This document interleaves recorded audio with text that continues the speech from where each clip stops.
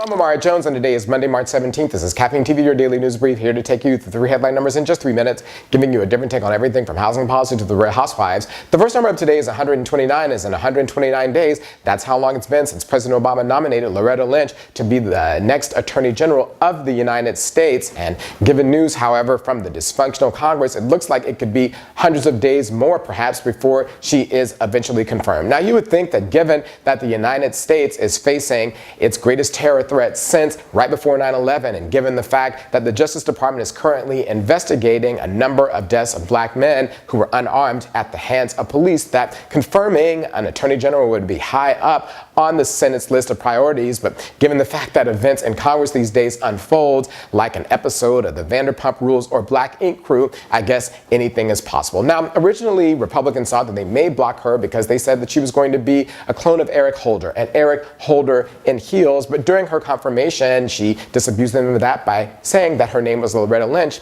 The next possibility was that her confirmation would be held up in order to punish President Obama for his immigration action. But given the fact that she didn't have anything to do with immigration, that illogical link had to be broken. And now her confirmation is being held up over something else that she doesn't have control over, and that is an anti-trafficking bill that we'll talk about in the next segment. But beginning this year, remember, there was all of that talk of how Republicans, once they got in power, would run the Congress better and things would operate more smoothly. As Nene Leakes would say, girl, bye. The next number up today is 2.5 million. That's the number of people, according to the United Nations, who are trafficked around the world each year in de facto modern-day slavery. And even though, as we've spoken about here before, trafficking is illegal in the United States, 100,000 people each year are trafficked within these borders. And not surprisingly, those who have experienced modern-day slavery have lifelong trauma and particular needs which need to be met. And so smartly, there's a bill before Congress that would create a victims' compensation fund using money confiscated from former modern-day slavers. Now, all of this sounds like it should be on point, that it's a done deal and moving on to the next thing. But then again, as we spoke about in the last segment, we're dealing with this present Congress, and this bill is now at the heart of the dispute between the Congress and the administration, and it's holding up the confirmation of Loretta Lynch to be the next Attorney General of the United States. Now, Democrats say that Republicans snuck in the bill language which would prevent the use of monies from the fund to pay for abortions of women who were impregnated during their time in sexual slavery, and they want it to be taken out. Republicans have responded in kind of school playground fight fashion that they're going to hold up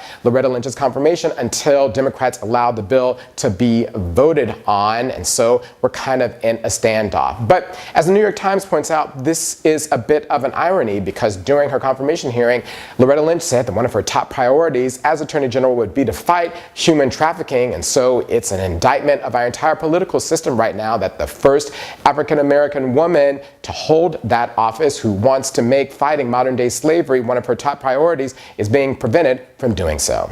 The last number of today is 107, according to ESPN. That's the number of tackles made by San Francisco 49er linebacker Chris Borland last year, making him one of the top rookies. But recently he informed his team that he's leaving professional football after conducting some research into traumatic brain injury. He's decided that his health is more important than his multi-million-dollar contract, citing a number of concussions that he has suffered already. Now, what's interesting in all of this is that instead of making the game safer, the NFL decided to cover up traumatic brain injury. But with the exit of Borland and some other top players recently, it looks like that strategy has backfired.